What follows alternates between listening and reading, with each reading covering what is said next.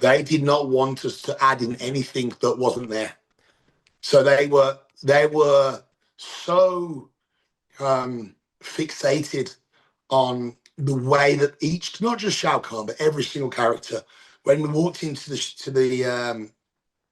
studios and we were going through rehearsals, there was pictures of your character everywhere. There was references to how he'd hold the hammer, how he would swing, how he would move, his footwork. Congratulations on the performance, the movie, the reviews, everything that you brought to the character was exactly what the fandom wanted on screen. Thank you. It seems that way. It absolutely seems that way.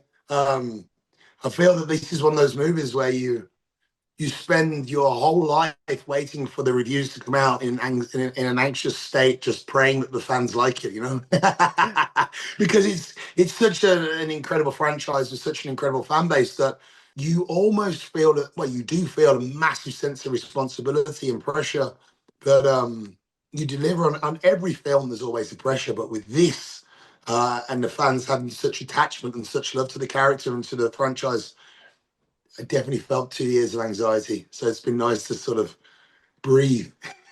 How did you approach bringing what the fans wanted from the video games to the big screen and with what you thought where Shao Kahn would live in this universe?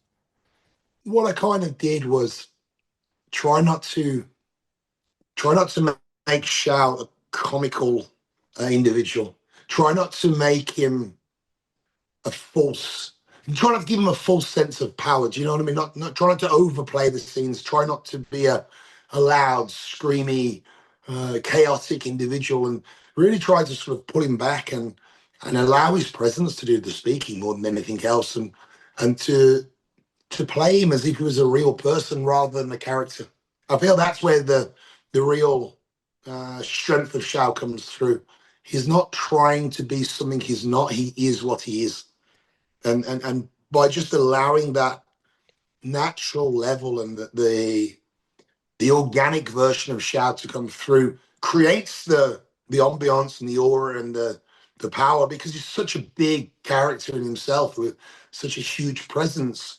There's no need to shout and scream. I feel there's only really one place in the whole film where he raises his voice and loses his temper, and that's when he finds when he's in the throne room with Katana and the Queen, and that's the only time he really loses his temper in the whole film.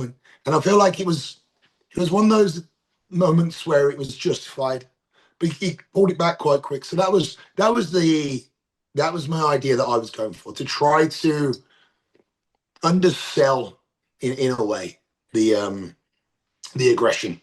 You found that perfect balance of realism and strength to him where it didn't feel comical, or it read perfectly that this guy actually exists in this world, which is really fun as a fan of the game from when I was a child to see him in real life now.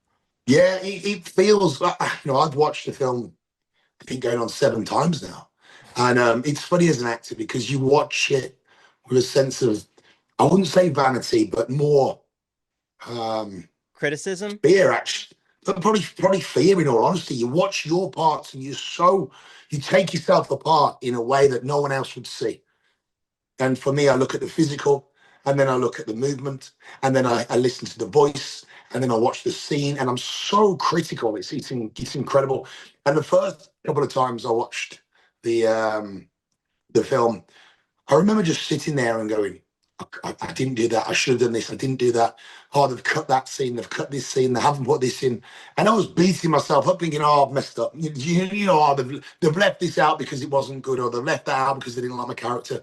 And you kind of, you're so critical. Well, I am. I'm so critical because just that desire to try to be good, the desire to try and improve every film on that comes my way, because I adore filming. I absolutely love being involved in film. It's a very incredible, special feeling that nothing else gives me in the world. No, it really doesn't. There's no other hobby or job that feeds that passion. So when you have the opportunity to do it, but you have to do it well because it could make or break your career, there's that level of critique post filming that you sort of sit through and go through. So the first time I watched it was hard. The second time I kind of sat there and I realized, well, it actually works. And the third time I could relax and really listen to the character and not pick up on silly little things like, oh, my foot positioning there wasn't great, this wasn't great, and just enjoy the flow of the film. And I think it took me 3 or 4 times to watch it to feel confidence in my performance. And then what really helped was the fans and you know people people from the film actually say how much they enjoyed the character. And I've only really been the last 4 or 5 days I've relaxed and I've felt a sense of pride, to be honest. And when people say I love the character, I actually believe them now rather than think they were trying to be nice. So yeah, it's definitely a highlight of my career, and I'm just so happy that the fans love the character as much as I do. After seeing the film 7 times, from where you first, even from being in it to now having time to sit with it and digest it, is there a fight scene that you were part of that really grew on you that you really loved how it came out? I loved all of the fight scenes because all of them have something special for me. Memories away from the actual film, you know. Um, when I when I when we filmed the fight scene with Cole, that one for me was really special because it was Christmas time. It was like 2 days before Christmas. We were all celebrating Christmas. I was walking around with a Santa's hat on, dressed as Shao, and it was just a really nice memory of that time. And the fight scene itself was short but very powerful. There was like Very powerful.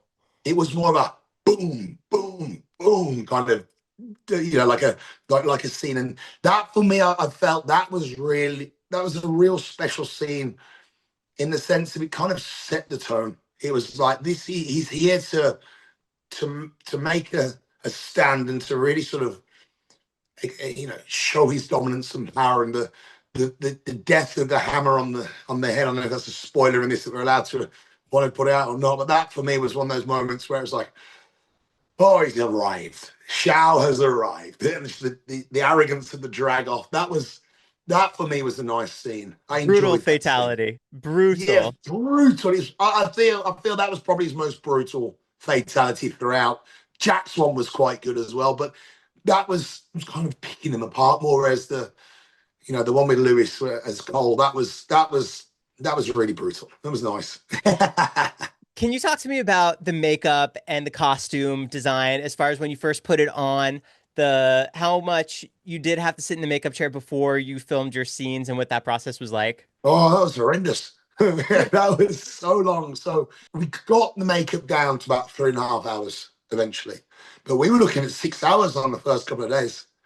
6 hours to do the makeup. It was insane. So Simon was extremely adamant on the look he wanted and how he wanted Shao to look, which was, when you think about it, insane because the helmet was on. I mean, there's down to the details of the head, and it was just so crazy because the reality was the only time you ever saw him was at the end. But that process went through the whole shoot. We did get to a stage where we realised that the helmet wasn't coming off, so we only applied it up just above the eyes, so we didn't have to go for the whole head, which is where we shaved about an hour off the application. But every single day with the arms, the face, the body, you were looking a good 3.5, 4 hours in the makeup chair. And it was hard. It was, looking back, I feel like it's kind of like childbirth, and I forgot how hard it was. And I'd absolutely do it again tomorrow, but I feel the first day of application, I would be wishing I hadn't signed that contract. How heavy is the helmet and the hammer? Because that has to look real and authentic. Yeah, I mean, it wasn't necessarily that heavy. It was just awkward to wear. It was awkward to do the fight scenes in, and it was very restrictive. So there's only so much head movement, and also if you move too quick, the helmet would move, and it would look really funny because the helmet shouldn't move. So there was restrictions with the way that you could control Shao and the way we could move. The boots were awkward to walk in.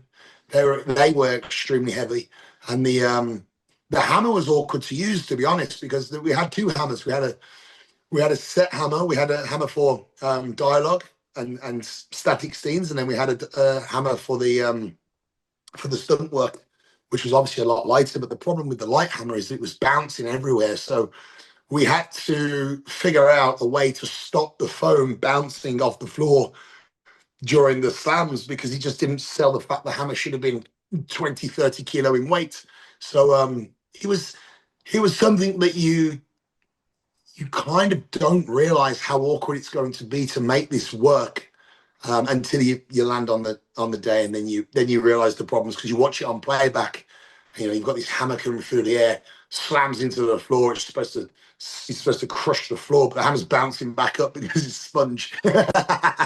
So there was all sorts of, you know, things and hurdles we had to maneuver. But, you know, watching it back, you don't realize how much time and effort goes into this, because it seems so easy and so natural. For Shao Kahn, his presence is so powerful as soon as you see him on screen. How physically demanding is that role for you to be in the gym, make sure his appearance is where you need it to be? That was so hard. That was the hardest part, because I just come off the back of doing a 4 month shoot in Rome, where I was playing Flama, a gladiator, in a TV show called Those About to Die, and that was extremely taxing on me. That was massive fight scenes in the open sun in the middle of the summer in Rome.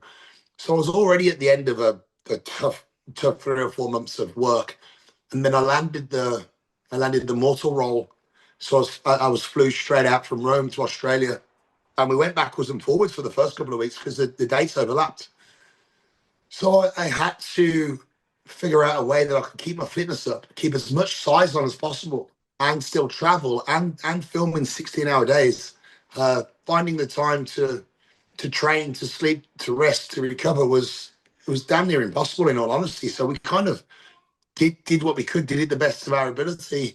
And I was training at midnight some days, just to get the sessions in, because obviously if you're trying to hold on to muscle mass, it's essential that you're training with weights. You can't hold on to muscle mass by doing cardio. And we didn't necessarily need to do much cardio outside of the filming days, because they were extremely intense. Although I did keep the cardio up, because I wanted to be as comfortable as possible when filming. But the hardest part was to try and keep the weight on, because we lost so much in water and so much muscle during the days of filming. It was so hard, because, you know, you have to imagine, if I'm looking at putting muscle mass on, I should be sleeping 8 to 10 hours a day, maybe an hour nap in the afternoon, try to keep my energy expenditure as low as possible, training probably 2 to 3 hours a day, eating anywhere between 7.5 to 9,000 calories. Well, there's no way you can do that on a film set. Absolutely no way.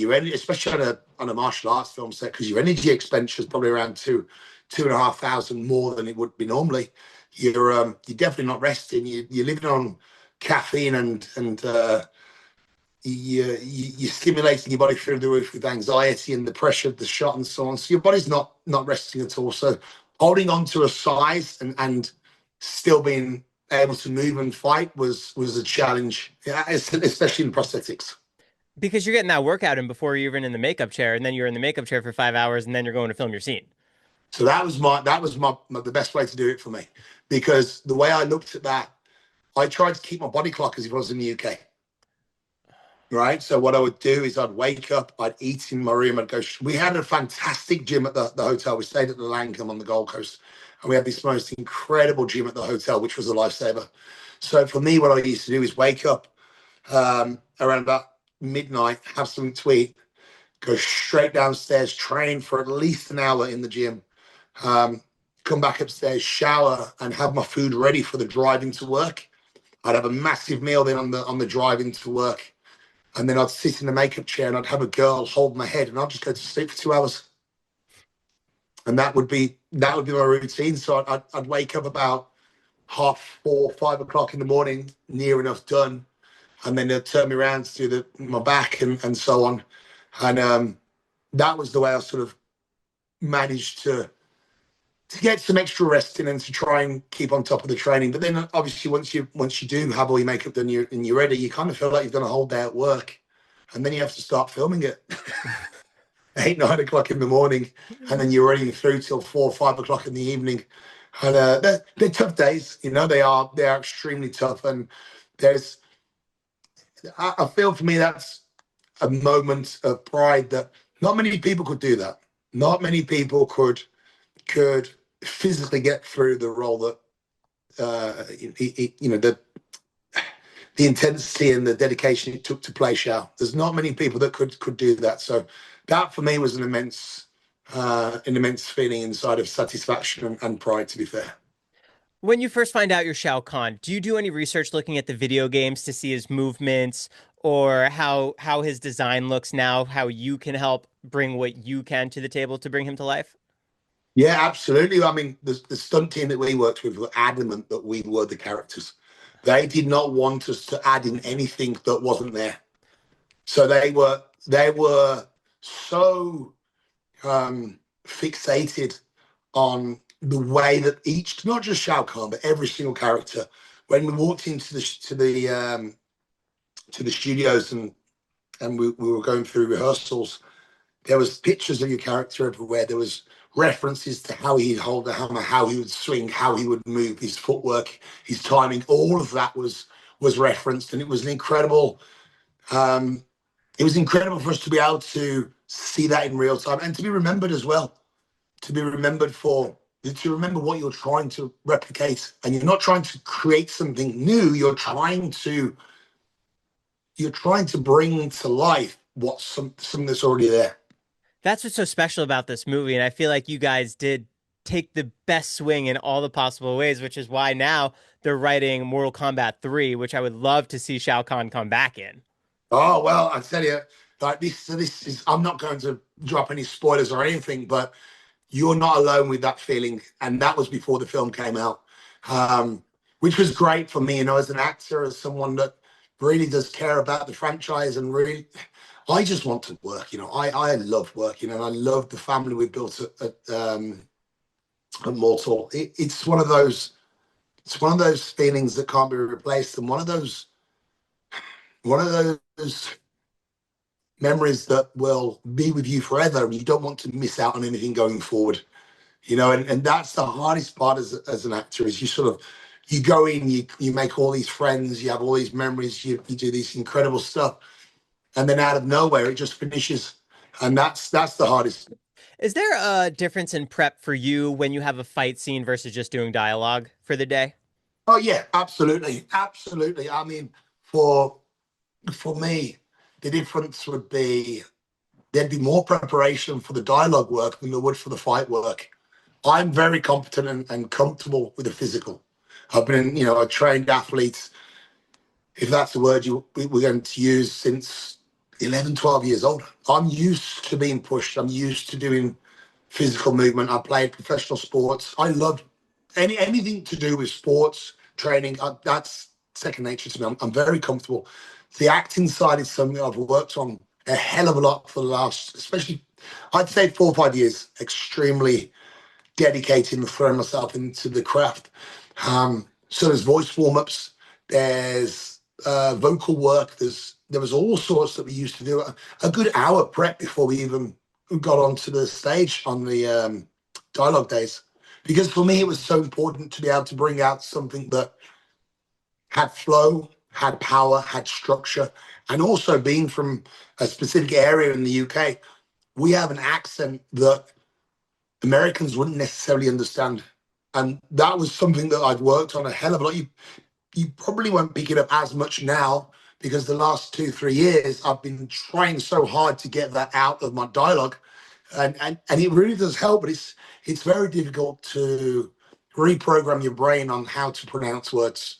So for me, this was something that we absolutely went through on the days of filming because it had to be spot on. We needed the sound, we needed the voice, we needed to drop the voice so it was lower, speak from the gut and not. I'm quite a nasally speaking person by nature, so we tried to drop the voice lower, and all of this was done through techniques and training, which I take my hat off to Warner Brothers. They did not do any shortcuts for me. They helped me so much with training. They helped me so much with the preparation.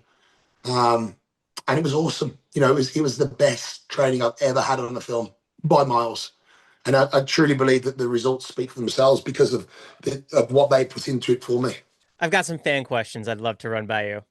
Absolutely. What differentiates Shao Kahn from other big boss villains? Probably he's the magnitude and how long he's been around and the amount of worlds he wants to conquer and the confidence he has in his own ability. And he's extremely standalone as well. Very standalone.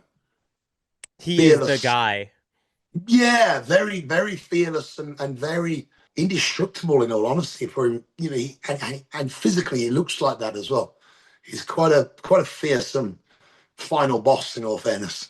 Are there any other movie franchises that you would love to be part of? I feel for me, I'd love to stretch my acting abilities next. I love Mortal Kombat. I love the physicality of the action side, but I'd really enjoy to try and push my range as an actor and to be involved in something that's not just physical, that has you can lean more into the acting side. And as far as franchise, I feel Bane would be an awesome character to play. It has to be a bad guy. I don't feel I'm going to get cast as a hero anytime soon. How fun is a bad guy to play versus a good guy? Oh, apart from the fact nine times out of 10 you die, it's awesome. I feel like the bad guy. The, for me, the fun thing about playing the bad guy is you try to play with the audience. So you can go one or two ways. You can try and make them really despise and hate you, or you can try and play with them and make them feel sorry for you. So you've got that sort of sponge that you can mess around with. And for me, that's the enjoyable part. I also enjoy playing the bad guy. It's a lot easier to lean onto that for me. If Shao Kahn was to come back, Mortal Kombat 3, is there anyone you would want to see him square up against? Anyone you would want to see him fight? I feel an incredible fight visually would be Baraka. I love Yeah, Baraka in this film. yeah, CJ who plays Baraka is incredible, and he really brought that character to life. But it was quite risky because there's an element of comedy and humor in that, But he's which so well. some fans may have found completely confusing and didn't buy into it. But I feel that the way that they sold Baraka, it really made for a quality character. And he did incredible playing him. I feel that was one of those outstanding moments. And I feel the contrast between the character and the comedy of Baraka versus the coldness and the deathly silence almost of Shao could be quite humorous. There could be some gold in there on humor because I don't feel Shao would understand his humor at all, and it could be quite a comical scene, that one. Yeah. Well, congrats on the movie. I'm excited for the fandom to keep loving it. And thanks so much for your time. Thank you so much, Joe. You take care, buddy, and appreciate it.